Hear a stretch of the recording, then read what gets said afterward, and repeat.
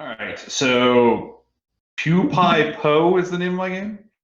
Uh, the story is that there's a magical pizza that appeared in space, and you have to go battle other people to get to it. Uh, it's a really stupid story, but that's the whole story. Once you, like I said, once you see this, you'll know every game you've ever played like this.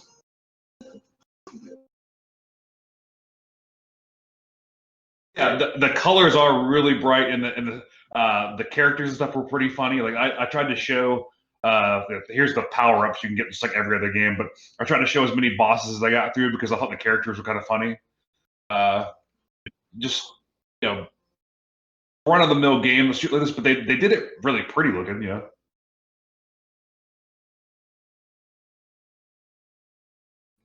Depends on which button you use. I started out with if you use the mouse, you move that little cursor around, you have to aim, or if you hold spacebar, it aims for you. In interest of getting further into the game, I didn't let it aim for me after I didn't make it past the first world. Yeah, it gets really hard, especially when like you need to click one side and clicking the other side makes a bomb explode. I was saying like there's just stupid characters that like, and every boss has their set of moves, just like all the old Nintendo games. Like once you learn their pattern, you have to work your way. Oh yeah, I mean it was a great game, made overall. Like it was like it was made for Nintendo. It worked great. It's this song over and over again, like the Oh, I turned it down a little bit because it was loud here. But I mean, it's just the same song over and over again. If I had to play it a lot, I would probably turn it off. I mean, like I said, it's just endless patterns.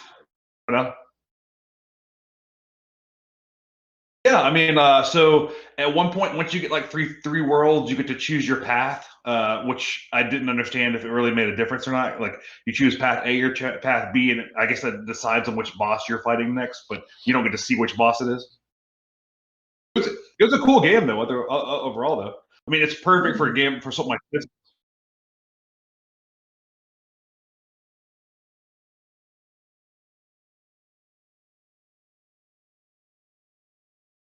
Oh yeah, if you had like an actual arcade stood up, like it'd be perfect for play on that. I would love it.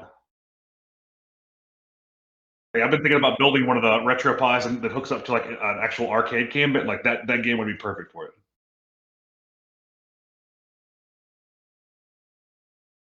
It's complete. When you choose easy, it says like 5 worlds. When you choose medium, it shows 7 worlds. When you choose hard, it shows 12 worlds. That's how far you have to go to like to beat the game.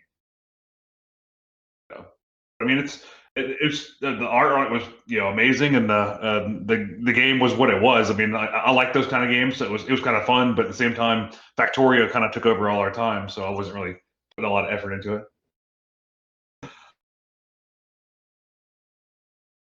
Good times.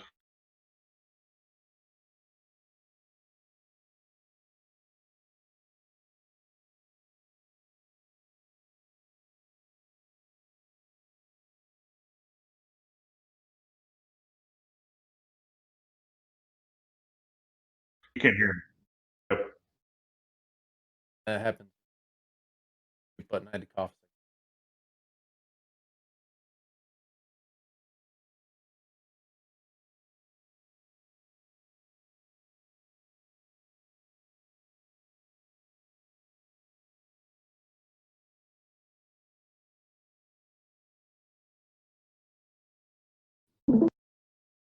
To kind of tease you with that to 60 frames a second. Hit nitro.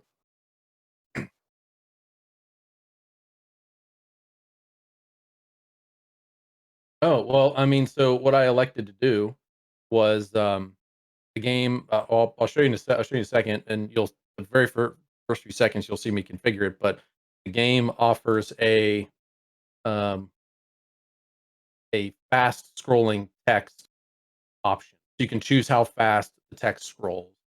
So to set this up, this is based on a book, and I should. What a bad reviewer. I should probably know what that book was, and I forgot to write it down. So before I let me, it's by Nat Quayle Johnson, if I'm pronouncing it right. It's a visual novel based on the cosmic horror story by H.P. Lovecraft. So you are yes, that exactly, and that's mentioned. And what's interesting to me is I did not know that. Um, I did not have that history going into this. So as you go through the visual novel experience and that unfolds, I'm like, that was Cthulhu. I knew that could, so that kind of without that kind of spoiler was not there for me. Which I'll start this and so what this is a it's 9 minutes long, but we don't have to watch all 9 minutes, but it's a fast speed playthrough of the fast text scrolling playthrough, and there's a couple of parts where they give you controls to interact. I'm gonna try to adjust the volume here. So here you see me configure it, and that's pretty much all there is outside of their credit section. You start chapter one, it gives you a brief intro on how to run controls. Basically, you hit a key to every time you see the ellipses, you press a key to move it forward. Other than that, it's a lot of reading. And at a couple of parts you'll see here in the first couple of minutes, there's a section where you actually control a little character that's made out of three different color blocks. And there are a few points during that where you get that control and there's a little bit of buildup. So into my immersion score, I would definitely add or reference some of that. Um, because I yes. Right. So this starts off Is it like one of those as games where you like choose right, choose left type thing? no, this is a straight, there's no turns, no twists. It's a Okay. novel in visual form. Okay. So this right, yeah, this starts out as if you are Alex and you are writing into a journal that you are giving to a Miss Ackley, and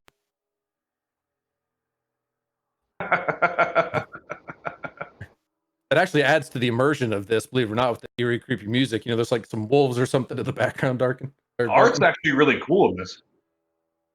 Um, so yeah, Yeah.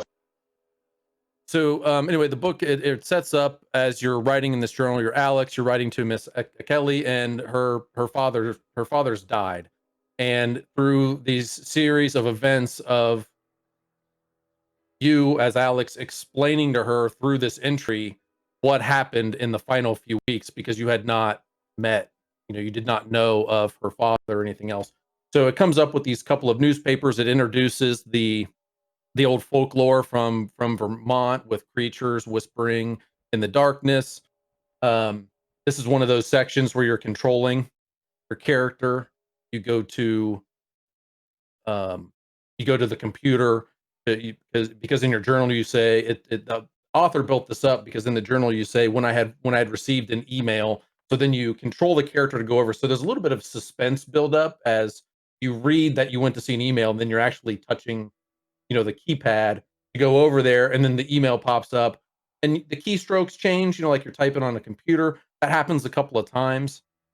But as it unfolds, you're interacting with somebody who actually lives out there and did not believe in any of this folklore. And then as they started to investigate and or prove it, or attempt to prove it, discount it, whatever else, they started hearing things, and they saw your work as Alex, defrauding, or is that the right word? Basically, say debunking the Vermont myths and your work on it. So this person starts engaging with you and saying, hey, here's the things that have happened. I believe you that this is not real, but this is what's going on, and here's some things. So he tries to send you a stone. He first sends you pictures and stuff as evidence over I believe over email or in the mail. Then he tries to actually send you this stone, and the stone gets intercepted, or nobody knows what happens to it. you didn't receive it. You send communications back and forth. Well, I sent it. Oh, it's not here yet. Maybe you're etching in your notebook to Miss Ackley that, well, I hadn't received it yet, but there's been errors in the mail before. I'm sure it'll turn up. And then you start the letters and notes that come from her father start to change. And this was one of those sections where he starts hearing things at night, and he hears his dogs bark, and his dogs yeah, his dogs go missing and or are have terrible things like happen to them, like they're um turned inside out, or whatever else they're dead. And the father keeps going back and, like, getting more dogs each night, each email. The things are changing.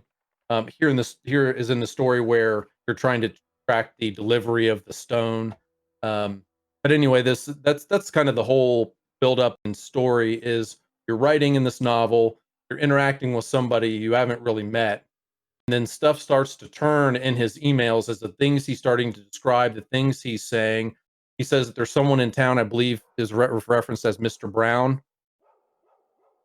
Um, he references that there's this other person that looks kind of off. He looks weird, and he had heard stories that these creatures that they interact through a form of telepathy that's too higher power, if you will, for an average human, so that they get these human advocates to interact with and speak on their behalf with other people, and they're really here to try to protect the enemies that their enemies are from coming here and discovering humans. It references the Migo, Mi-Go, and Mr. Brown is somebody he suspects is working for them, and Mr. Brown makes a couple of visits, and things happen either right before or right after Mr. Brown's visits. And then um, he pleads with you to not come. And this is what this part is he's writing in there, don't get mixed up in this, don't go see what happens, because the emails start to turn. And then all of a sudden, um, I believe it's at this part where stuff starts to change, and here you go, you're interacting with the game again, where you're going and get that little alert icon flash on the email. Um, this part of the email is where you receive from him, and his outlook and opinion has totally changed. Now he is actually engaged with the creatures, and everything is fine, and they've explained everything to him, and everything is everything's going to be fine. And he totally overblew everything that was happened before, so it kind of pulls you in at this stage and draws in your suspicions, of what's going to happen next. Is this one of those where he really did, and he really did interact with them, and now they're trying to keep me from going and visiting him and discovering, or what's going on? And then you detect in the letter, at this part of that, there was irregularities in the letter with spelling and capitalization and punctuation. So you piece that together. That's a "please help me, do not trust, please help," with the capitalization of all the messages. So you send the letter off to Miss Ackley Grace, that you're going to go, and because now he wants you to come, and he wants you to embark on this journey of interacting with them and documenting their tales. This is the image of what they say Walter Brown, his name just went by. This is what Walter Brown is from the visual artist perspective looks like. When I say he's not off, he looks kind of weird and messed up.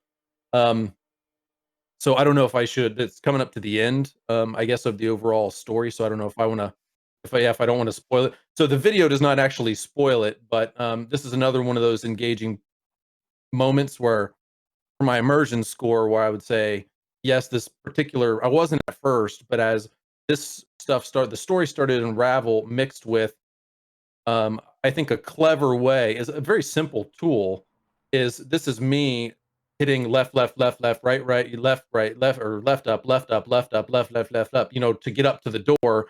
And every few steps, there's a trigger in the visual novel that pops up more text for me to read, and it's self thoughts that is actually being implied, that you are continuously still writing in the novel, but this is the visual memory that you are walking through, and each progressive section that you get into, there's another, another thought, almost as if you're thinking on your way up to the house, or that going to read his emails, or so that was it. That's all I liked to record because I didn't want to spoil the end. But you're by this stage, there's like 9 or 10 chapters, and you are at this stage you are up at the farmhouse, and Walter Brown is driving you there, and I will leave it in saying um, what happens right at that moment as I was walking up and having those those self thoughts that were being written down or whatnot. That what had just happened in the story was Walter Brown dropped you off and said, "Wait right here. I'll go in first," right? Which is kind of like a story red flag, right? It's like, let me go in first. I don't want to like go knock on the door together, whatever. I'll go in first and check on him because he's it was mentioned that he was ill. So I'll go in and check on him. You wait here. So Walter Brown goes in and then comes back out and says, "Yes, go ahead and go in. I'm going to leave you here." So Walter Brown leaves, and then you are walking up to the farmhouse door yourself. So you're being left in well, right, yes. So you're being left in a situation where a guy you just met dropped you off somewhere, and he says that somebody's inside and that you can go in. But you've never met this person either outside of letters or anything else. You don't even know if you're in the right location outside of, maybe some clues of being in somewhat of the right area and being met by people who he says that he, met or that's going to come pick you up and so on. So you're being left in a very precarious situation. So I would leave the rest up to anyone who wants to, see how it unfolds and read through it. It said the average playthrough was, or read through, visual through, whatever, was about 45 minutes. I did it in 53. I'm on the slower reading and very easy to distract side. So a couple of those things they mentions your character writes in something referencing the headlines or referencing the newspaper, and in the video you might have noticed where a whole entire newspaper comes up. Well, in regular games, I would, if that's not if there's not that's not a core function or feature of the game to be looking and reading at those things, I would generally skip them, read a sentence or two, and then the rest just knock off as gibberish, right, and move on. But those were actually key elements to fill you as the reader in on the backstory of what he was referencing in, or what you, I guess, are referencing in your writings to Miss Ackley. So I read all of those, and because you just have the eerie kind of music playing, and it's on repeat, and you're reading through this, that by the time I would get a couple paragraphs in, I would realize that I had read another paragraph or two without actually reading the text. My eyes just kind of skimmed them, and I was off somewhere else. Right. Well, without actually remembering any of the single words that I read. I mean, that's just a me thing. But anyway, so I spent the extra time to reread those, and it came in at 50.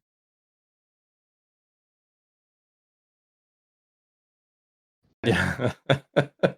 Well, as far as a score, I was very, like, whatever, kind of going into it. I was very, maybe apprehensive about, maybe even a bias about liking or enjoying it, because I'm not really any type of regular reader of much unless it's some type of technical specs or technical documentation, or technical knowledge that I'm pursuing.